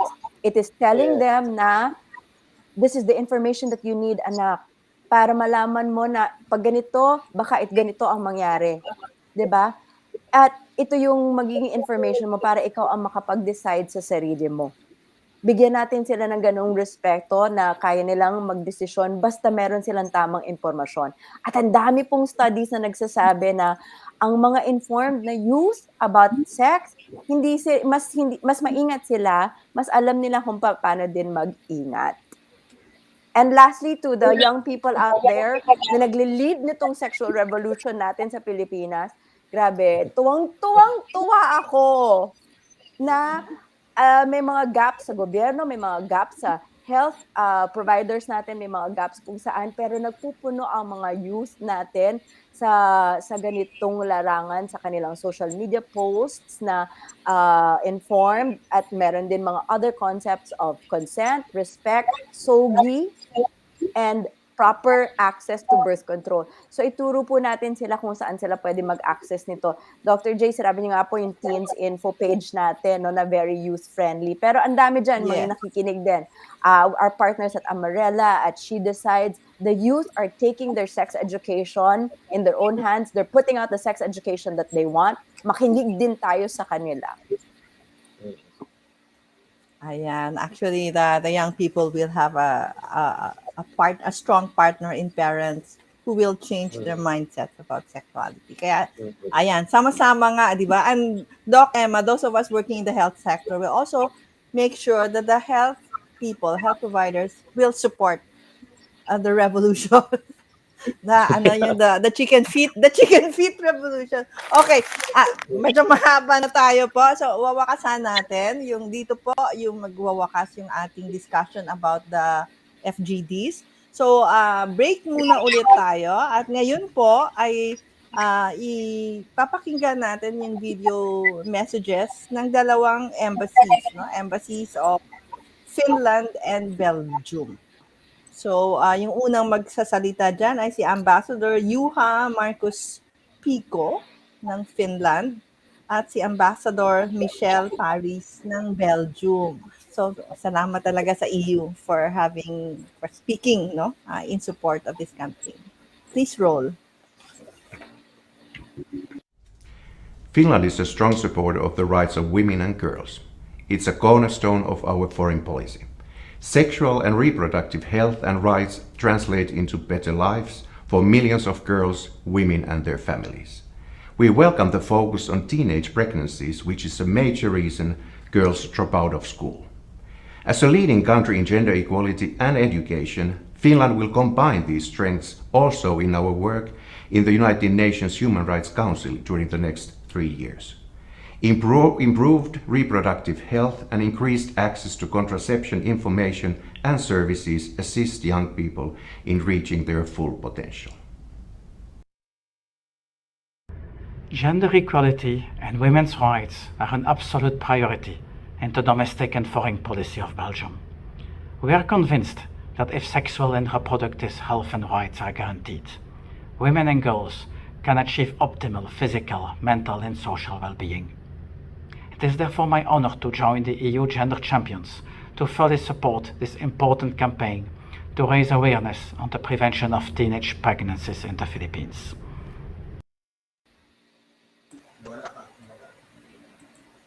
Ako, salamat doon kay Ambassador Paris and Ambassador Pico, Belgium and Finland. At ulit ay meron ulit tayong samples ulit ng mga memes na ginawa ng ating youth IEC. Ito naman ay tungkol na sa relationship, pregnancy and contraception.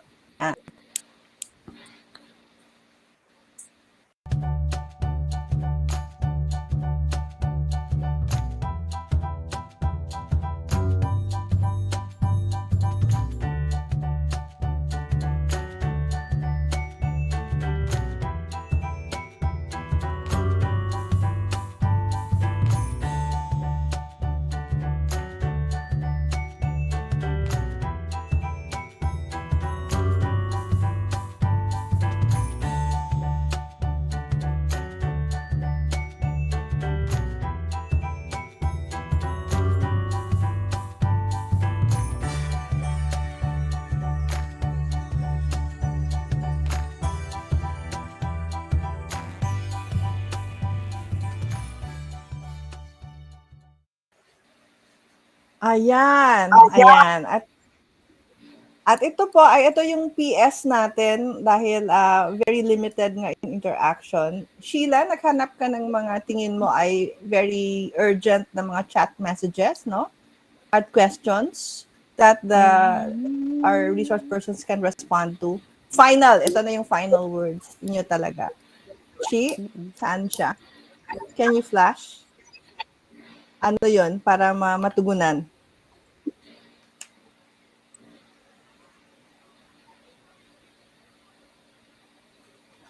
Okay. Si Ami. Okay. Yun lang? Dalawa? Sheila, wala na? Okay. Kung wala na, Sheila, ayan. Meron pa.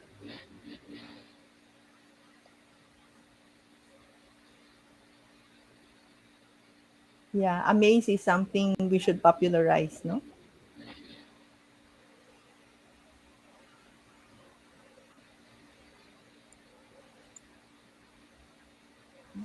Discrimination ng LGBT.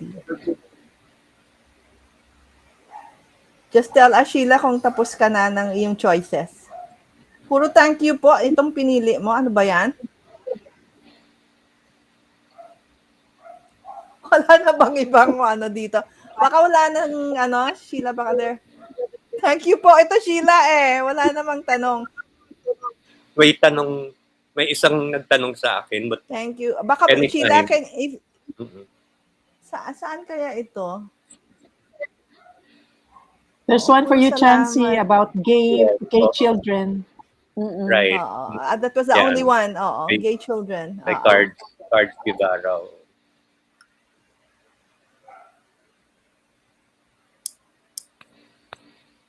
Dapat magalit kung may boyfriend. Bakit big deal ang virginity? Mukhang kailangan ulitin. Yan din, no, yung dapat bang magalit kung may boyfriend o girlfriend ang mga anak mo? That is the norm. That's what's so horrible, no? May boyfriend, girlfriend. At nakita ninyo kanina na napakahalaga na magmahal at mahalin ka. Mas maganda na alam mo kung sino siya. At ilang taon, lalo kung nanliligaw sa anak mong babae. Okay pa yung Romeo and Juliet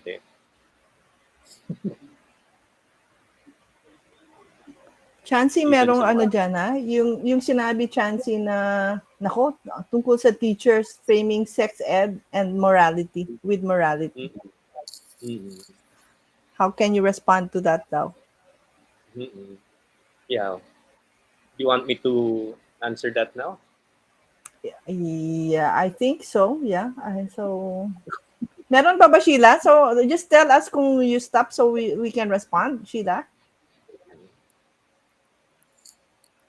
Mukhang wala na rin. Chansey, baka we can stop here and then we can just have final responses and messages from the three of you.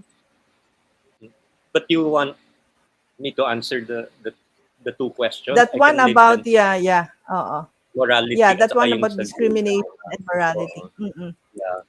Related yan kasi ang isang dito, after all these years din,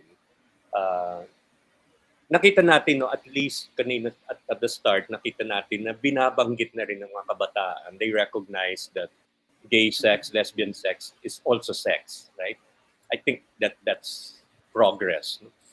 I also think may progress din tungkol sa discrimination. Medyo umunlad tayo. Pero malakas pa rin ang homophobia and dito. And ang bakit nga, tinanong ninyo bakit ganun, ang sagot ay nasa tanong naman ng isa, i-relate ba natin sa moralidad? Okay naman sa akin ang term na moralidad. Ang problema is the way morality is taught in the Philippines and many other countries. Na morality is saying na this is right at wala tayong and this is wrong. And what is ano ba ang basehan natin sa tama at mali? Tradisyon. Bakit mali ang homosexuality? Kasi sabi ni Lolo, sabi ng Biblia, sabi ng mga pari.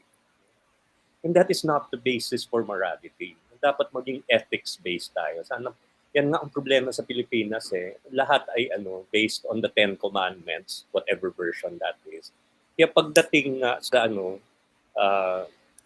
the grayer areas of ethics, hindi tayo makakasagot. At maging problema natin next year sa elections. Pero hindi tayo papasok sa elections. No? Our elections are messy. I'm just trying to kasi tinatanong din ako lagi sa UP, although sa UP mas madaling sagutin. Ngayon may isang maliit na kolehiyo na tama o mali ang homosexualidad. May nagsasabi dito na kailangan expel ang lahat ng estudyante na bading. Ang eskwelahan na ba naman namin ay performing arts, theater and dance. So sabi ko nga sa madre na nag-suggest na kailangan expel, sabi ko, ay nako, you will not have any more students left.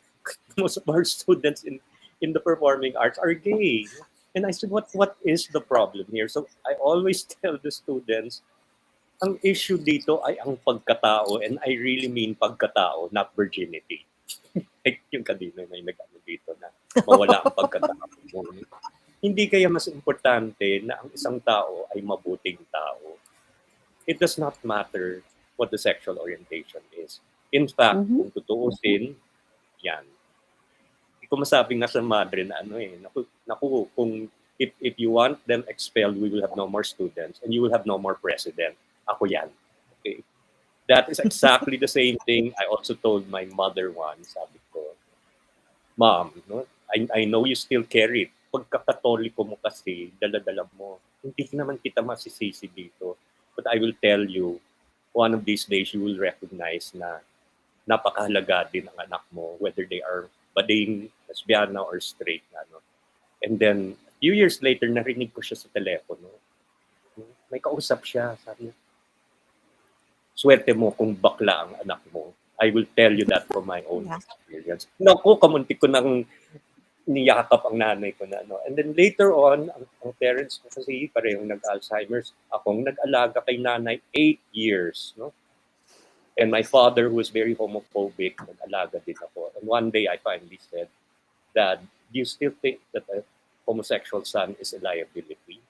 Do you think a straight son is going to take care of you, sit by you with Wala. Bading ang aalaga sa inyo. Swerte kayong may anak na bading o lesbiana. Yan ang masasabi ko.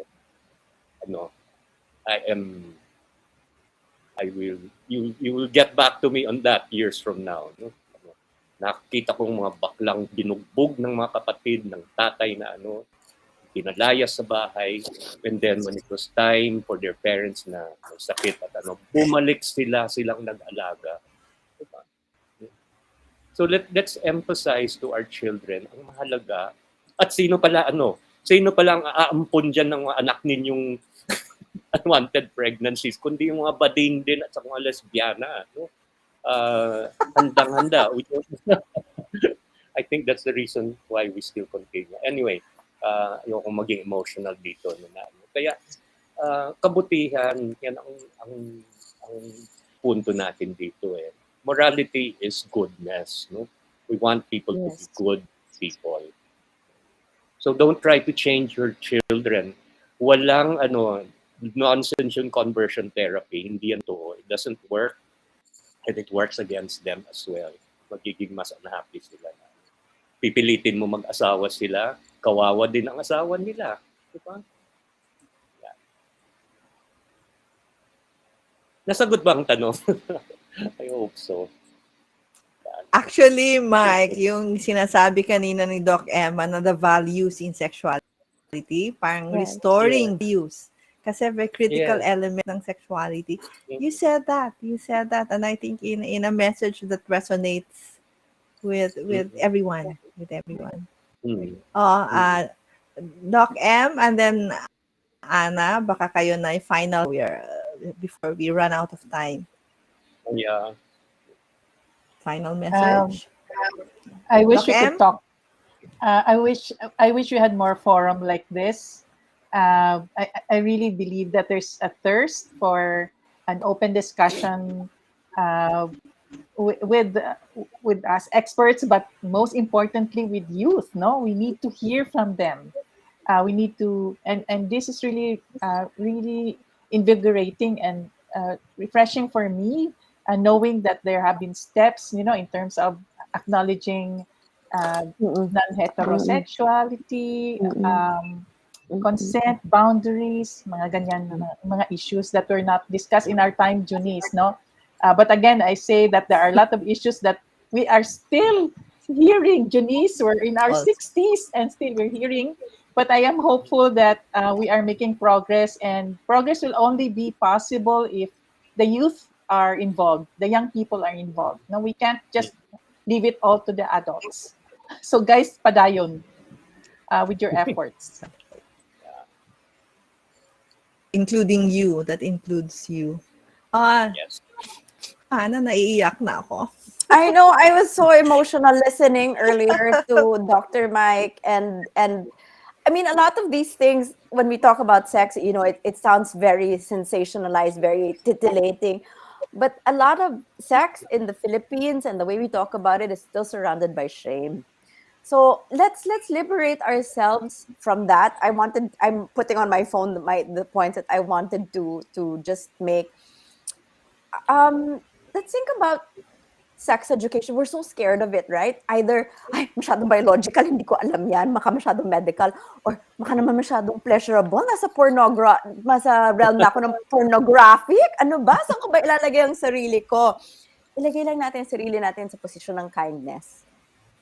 Instead of thinking about sexuality and sex from a point of view of morality, which I think is between you and your God, and we may not have the same goddess. All right. So let's just think of kindness as being universal.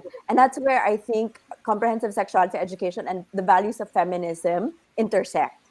Because feminism is about inclusivity, it's about respect for diversity, and it's about being open to different points of view so that we hear and we bring people who are brought to the margin, who are left to the margins, to the center. Secondly, I saw in the comments, I think it was Sharina who said it, this is the kind of information that we wish we had when we were young. Yes! So what can we do? Be the adult that you wish you had when you were growing up. Please, let's do that and think about, before we think about making bawal magganyan, bago natin isipin na, ay, ang mga kabataan kasi ngayon, di ba, laging ganon. Magkaiba sa generation natin. Hindi, isipin natin, be the adult that you wanted to have, you wished you had when you were growing up. And then thirdly, the young people out there, kailangan din namin ng suporta nyo. Kailangan din namin na hawakan yung kamay namin na, ma, pa, tita, auntie, ito yung gusto namin malaman. Can we work on knowing and getting this knowledge together? Kahit ganun lang muna, mahirap po magpalaki ng magulang, pagpasensyahan nyo na po. Minsan hindi makukuha sa isang salita. So, let's keep on trying to keep that conversation open. Lagi kasi nakikita ko, hindi open ang mga parents, hindi din open ang mga children. Saan mag-uumpisa yun? Unti-unti. Let's try to have conversations bit by bit. Tandaan po natin, journey po ang pagkaging comfortable sa sexuality. Journey din po magbago ng mga makalumang mga pananaw. So let's walk each other through this journey. Kids, young people, and adults, let's do it together with the values of kindness and respect for each other. Okay, and with that po, we will end this session. And I know it has been a very elucidating and I think very heartwarming for many of us here listening to our speakers. No, so maraming salamat. Baka may part 2 nga, maghanda daw kayo for a part 2. And then yes, I will turn over the floor to Kiko. I think may mga ending tayo, closing, no? Bahala ka na.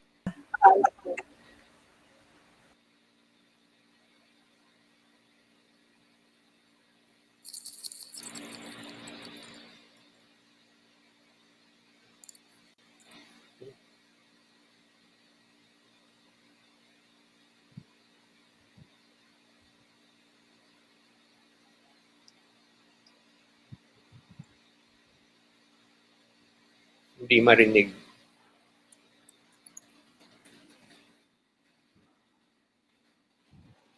Okay.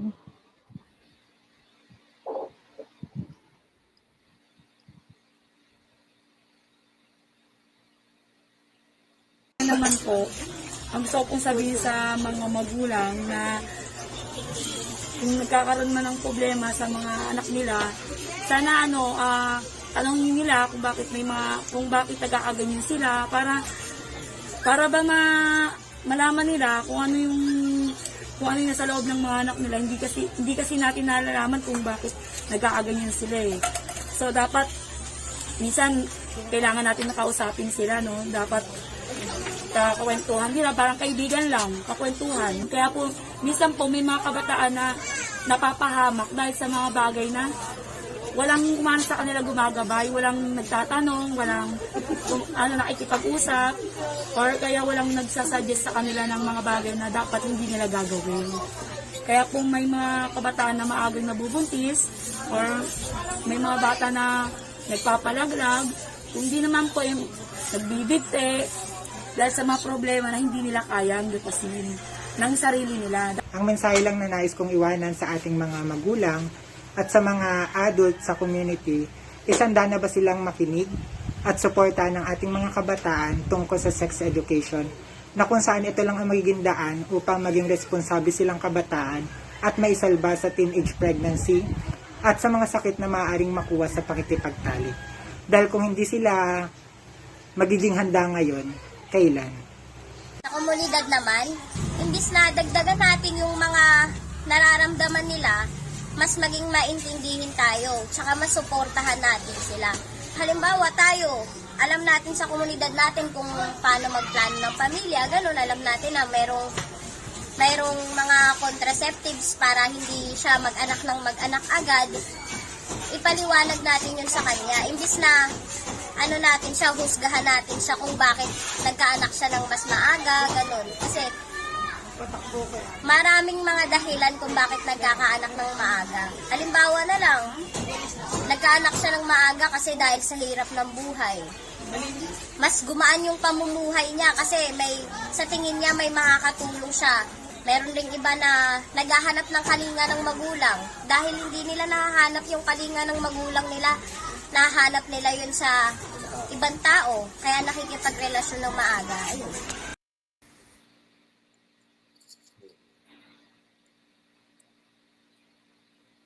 Yun po yung closing words ng tatlong community leaders ng community natin. Dito na ho kami magpapaalam. Nag-extend tayo ng mga 20 minutes.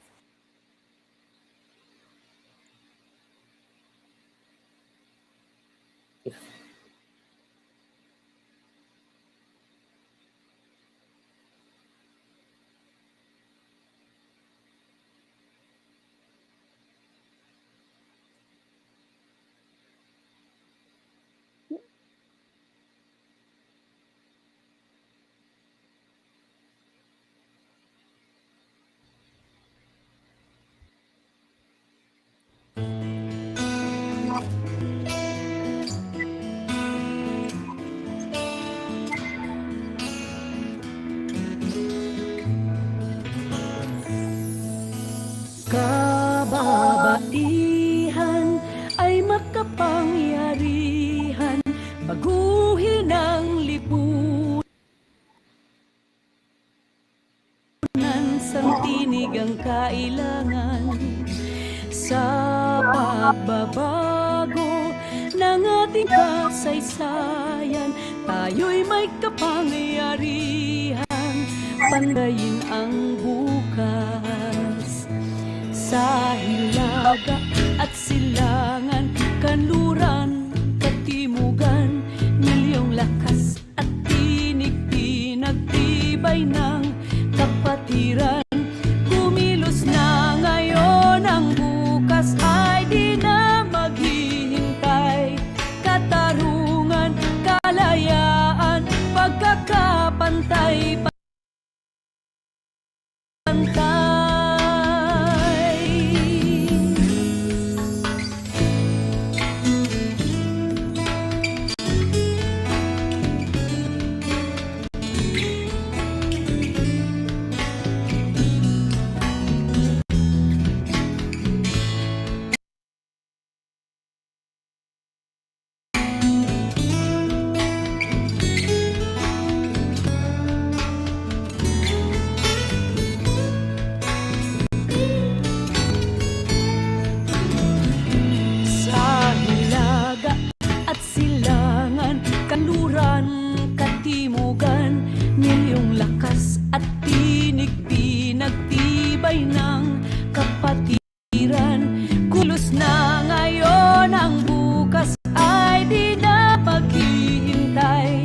Katarungan, kalayaan, pagkakapantay-pantay. Ang pagbabago ay ating sinimulan, isang hakbang na paninindigan. Harapin ang bukas ng may pagpapasya, kababaihan, makapangyarihan. Harapin ang nagpapasya.